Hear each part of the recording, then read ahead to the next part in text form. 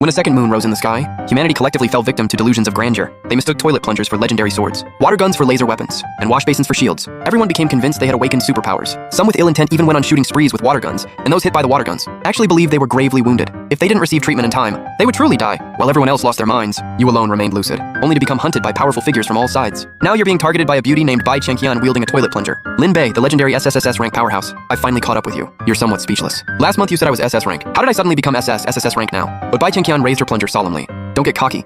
Once I defeat you, I'll become an SSSS rank ability user. Could you at least put down that toilet plunger first? What? You're calling this a toilet plunger? How dare you! This is the legendary divine weapon Ximen Chui Sui, with a blade 3 feet 7 inches long, weighing 7 jin and 13 liang, able to split mountains and cleave valleys, causing heaven and earth to tremble. You must be seriously ill. Hearing this, Bai Chenqian's eyes suddenly blazed with fury. She grabbed the toilet plunger and lunged at you. His strength was so fierce that the surrounding space seemed to warp. His speed was so fast it was hard for the naked eye to track. Yet when faced with Bai Chenqian's plunger, you simply raised your hand and blocked it effortlessly. Then with a casual palm strike you knocked her to the ground. Bai Chenqian's eyes widened in shock. Terrified, she stared at you. Step by step you advanced toward him. In his eyes, every step you took seemed to cause the space beneath you to collapse. It was a clear sign of spatial rupture. I've trained hard for years, and at best can only distort space. But you, just by walking a few steps, can make it collapse? This is absolutely terrifying. Hearing that, you looked at him with utter disbelief. Please stop bothering me. I don't want to accidentally kill you. So what if I die? As a sword cultivator, I should fear nothing. Today my skills are simply inferior. Do whatever you want, kill or maim. Saying that, Bai Chenqian closed her eyes and stiffened her neck, looking like she was bravely facing death. Seeing this, you felt somewhat helpless. Such a beautiful girl, ruined by her teenage delusions, and being stared at with eyes like yours. Bai Chenqian showed some displeasure and said, "What, are you pitying me? Is it because I'm a woman? That you can't bring yourself to strike me? No, I just hate trouble. I'll be leaving this city from now on. Please don't come looking for me again." With that, you gently leaned down and flicked her forehead with a quick tap. But at that small tap, Bai Chenqian's eyes instantly widened. Her heart clenched with sharp pain, as if her soul had been shattered. Her body involuntarily fell backward, fainting on the spot. Tears of frustration slipped down her cheeks. Watching this, you were a bit speechless. That's it? You still dare to challenge me? You're supposedly an SSS level ability user, right? You're not just going to keel over like this? Saying that, you checked her breath. You confirmed she was still breathing. So you picked her up and carried her to the stairwell, then unwrapped the sheet from her back and cover him with it to keep her from catching a chill. Then you look up at the sky. 2 moons, one red and one white, stir up memories. 10 years ago, a red moon suddenly appeared. From then on, the sky had 2 moons. Soon after, everyone in the world except you gradually started losing their minds. More and more people believed they had superpowers. They claimed not only magic, but immortal arts too. They even treated toilets like legendary swords, and water guns like laser rifles. Some with darker intentions began shooting water guns randomly in the streets, and those hit truly believed they were gravely wounded. Without prompt medical care, they would actually die. But to you, it all looks like a bunch of delusional teenagers playing along. Before, these kids knew they were just acting. Now, they don't, so when they die, it's for real. As a result, 2 new professions emerged: superheroes and supervillains. And since you never went mad, to everyone else, their flashy magic and powers seem as ridiculous as a clown's tricks, because you don't fit in. You've gradually become the SS class powerhouse in their eyes. These superpowered people keep coming to challenge you for a promotion. They won't stop trying to take you on.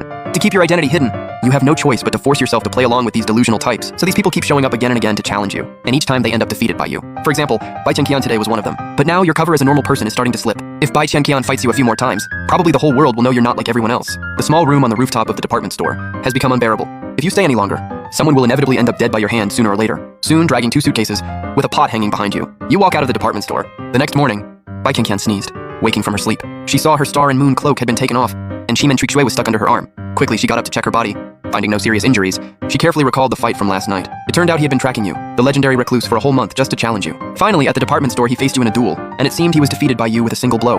Thinking back on this, suddenly he felt a sharp sting on his forehead. At the same time, a wave of fear surged within him. It looked like this was the scar left by the senior on my head. If the senior hadn't gone easy on me, I probably would have already become his experience points.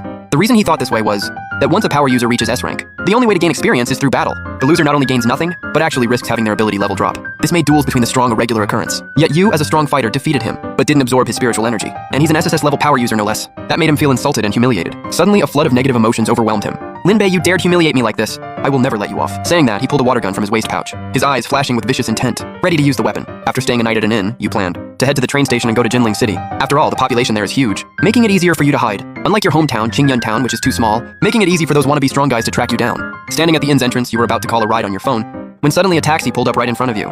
"Hey, need a ride?" the driver called out. Watching the driver peek out, you pause for a moment. On her face is a mask of a man, but the voice that speaks is clearly a woman's. A bad feeling suddenly creeps over you. Still, to keep up the act, you force a smile and nod. What a coincidence. I was just heading to the train station, and this driver isn't just anyone. It's Bai Chenqian in disguise. You have no idea how she managed to track you down again. She sees you carrying a suitcase in one hand, and lugging a huge black pot on your back. A twitch creeps at the corner of her lips. An SSS level expert, and not even carrying any spatial gear? But no sooner does she regain her composure, she notices you staring intently at her. A shiver runs down her spine. Could she have seen through my disguise? Just as she grows anxious, you speak up again. "Hey, could you help me open the trunk? I've got quite a bit of luggage." Hearing this, Bai Chenqian finally exhales quietly, then gets out and helps open the trunk. Seeing you turn your back, you place the suitcase into the trunk with your left hand. Suddenly, Bai Chenqian's eyes light up. This is the moment he's most relaxed. If you strike now, just then you suddenly turn around. "What are you doing?" Bai Qingqian immediately raises her hands in fright. I wasn't doing anything. Then please, master, help me load the luggage quickly. Otherwise, we'll miss the train. Hearing this, Bai Qingqian hurriedly grabs another suitcase, but he finds the suitcase won't budge an inch. What's going on here? I can move mountains and fill seas with a wave of my hand. So why can't I lift just one suitcase? I refuse to believe it. His face turns red with effort. Gripping the handle with both hands, he lowers his breath to his core and plants his feet firmly. After a long struggle, he manages to raise the suitcase only 1 centimeter. Seeing this, you shake your head in helplessness. Sorry, little lady, could you please do it again? Taking the suitcase from her hands, you lift it effortlessly with one hand and put it in the trunk. Seeing this, Bai Qingqian's heart races wildly. Is the gap between us really this huge? What exactly is in his suitcase? Can that tool really defeat him?